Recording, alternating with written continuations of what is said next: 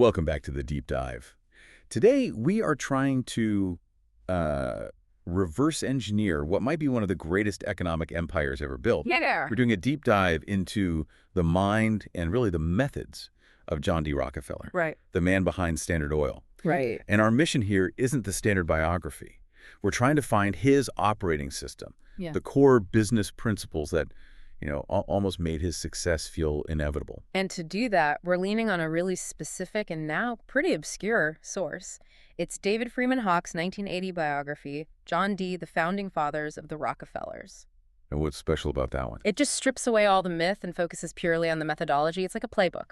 We're looking at over 100 foundational ideas that led someone like Charlie Munger to call Standard Oil, and I'm quoting here, the greatest company ever created. It really is the closest we can get to the blueprint. And the very first thing that jumps out is just the sheer intensity of Rockefeller's mindset.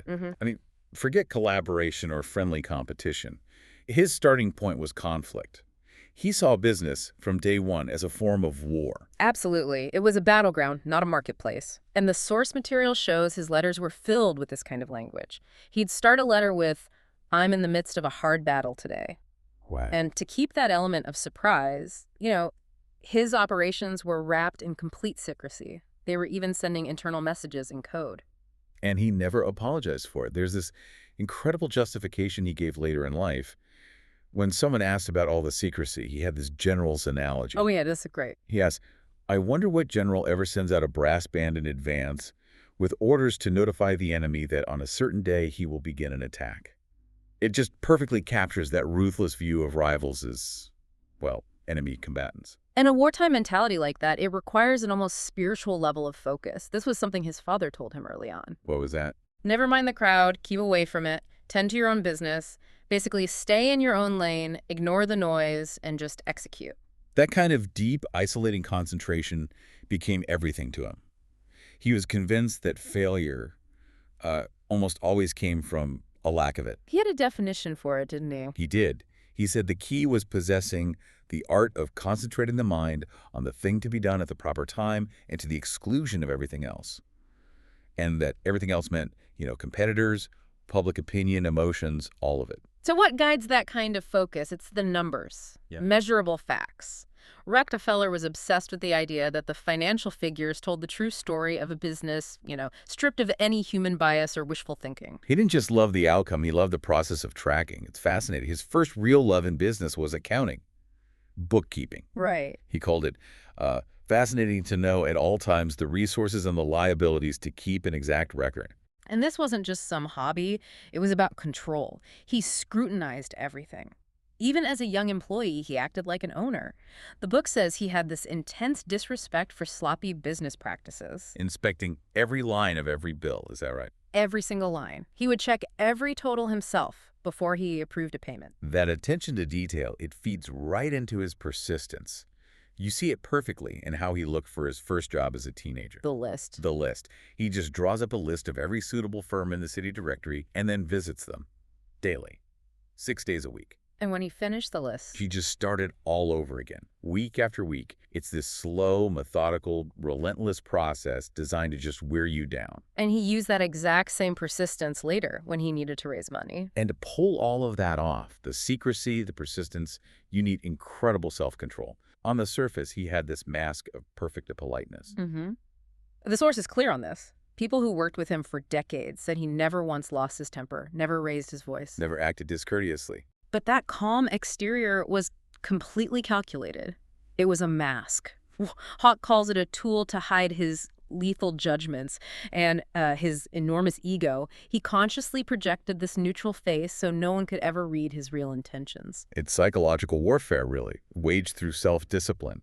Yeah. And he needed that control because he actively looked for problems. He thrived on them. Yeah, he saw the art of living as just facing and solving them. Find a problem, work at it, solve it, and then go on to the next one. He was addicted to it. That self-assurance was just absolute. Even when he was young, there's that incredible story with Cornelius Vanderbilt. The richest man in America at the time. Richest man in America, 45 years older than Rockefeller, and he wants a meeting. And what does Rockefeller do? He insists that Vanderbilt come to him. In Cleveland.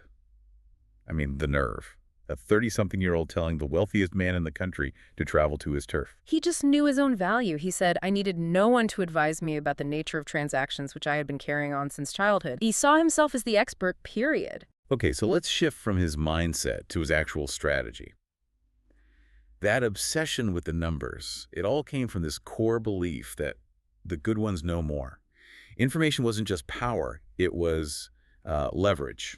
And that's where he got his first real edge. He would literally sit and read the old account books of the commission house he worked for. Just reading old ledgers? Just reading, until he knew more about the business, its history, its trends, than anyone else in the city.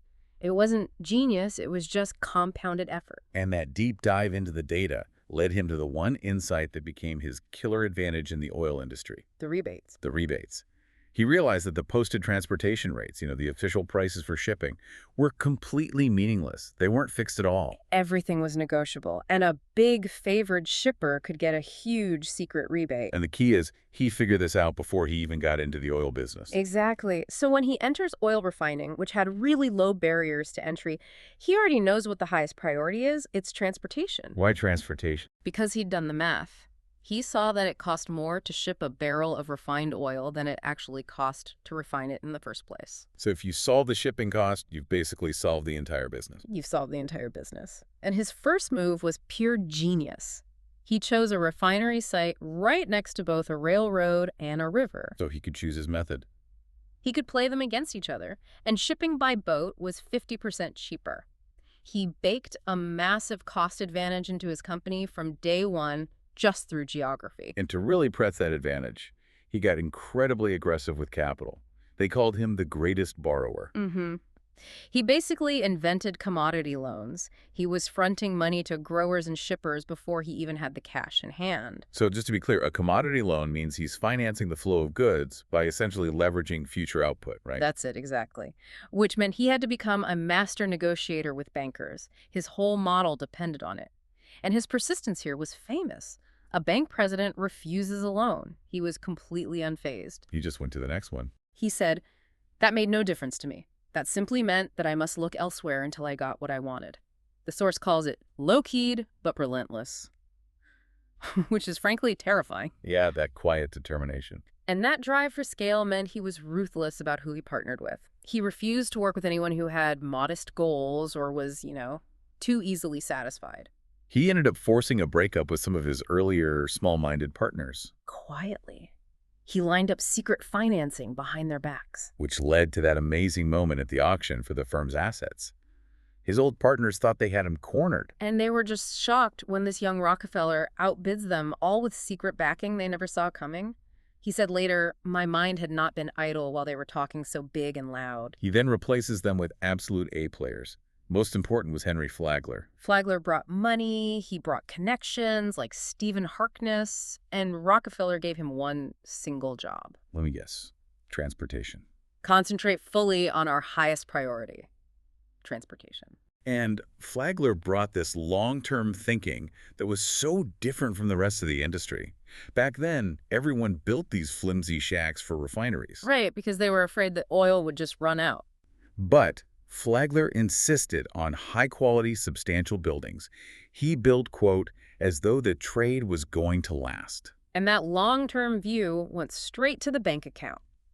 Rockefeller enforced this strategy where they only paid out a tiny fraction of profits as dividends. The rest was kept as cash. The war chest. The war chest. It meant Standard Oil always moved into a fight backed by abundant cash. He won beating wars just by having deeper pockets than everybody else. Which brings us right to the next phase. Consolidation and just outright ruthlessness. With all that cash and the transport advantage, he could execute this powerful buy low strategy. He'd make these massive purchases of crude oil right when the price bottomed out. While everyone else was panicking. Exactly. He'd say, we must try and not lose our nerve when the market gets to the bottom. And he was just as relentless about cutting out the middlemen to get more margin. He sees exports suddenly jump to 70% of total output. A shift others saw but didn't act on. But only he acts immediately, opens his own export office. Boom. Later, he does it again, going direct to consumer with tank wagons, cutting out retail markups of 5 cents a gallon. So this is what they call the Rockefeller flywheel. More production gets him better transport rates. Better rates mean more profit. More profit lets him buy competitors, and on top of all that, he kept finding these secret income streams. Okay, this part is just viciously brilliant. After getting his own massive rail rebates, he'd use his scale to offer competing refiners a slightly better shipping rate than they could get on their own. Wait, so he's shipping his competitors oil for them? At cost, or near cost, yeah. And taking a slice of their business by charging them for it? Yes. He was making money on every single barrel his competitors shipped. At one point, Standard Oil was refining maybe 1,500 barrels a day, but they were shipping 4,200 barrels a day. So more than half of that was his rival's oil. Much of it was his rival's oil. He turned their very existence into a secret profit center for himself. It's just next-level leverage. And that accumulation of power leads right to the Cleveland Massacre. Yep. The strategy was simple. Take out competitors early, add their size to your own, and just keep stacking advantages. In 4 weeks, he buys 23 companies. And his pitch was often framed as if he were saving them. He'd approach these, amateur operators and offer to save them from the wrecks of this refining business. Come with us and we will do you good. Exactly. But if they said no... When they resisted, the mask came off. The ruthlessness was brutal. One refiner claimed Rockefeller threatened him, saying, "You may not be afraid to have your hand cut off, but your body will suffer." Yeah. When you read a quote like that, you have to realize this isn't just negotiation. It's something else entirely. And it wasn't a bluff. He would strategically cut the price of refined oil below his own cost just to kill off a competitor who asked for too much money. He'd keep prices low until they were broken. His comment on it was chilling. He just said, "A good sweating will be good for them." He even weaponized the banking system. To stop rivals from getting capital, he made the Cleveland bankers secret allies. He gave them cheap Standard Oil stock, so it was in their financial interest to loan only to Standard Oil and basically starve his competitors of cash. And that secrecy carried over into his acquisitions, the hidden company tactic. Oh, this was brilliant. He'd buy a profitable niche company, say, a refinery that specialized in canned oil for export, but he'd let it keep operating under its original name. No public connection to Standard Oil. So what's the trap? The trap is a competitor, furious with Standard Oil's tactics, would refuse to sell to Rockefeller, so they'd sell to some small local competitor instead. Who was secretly Standard Oil all along.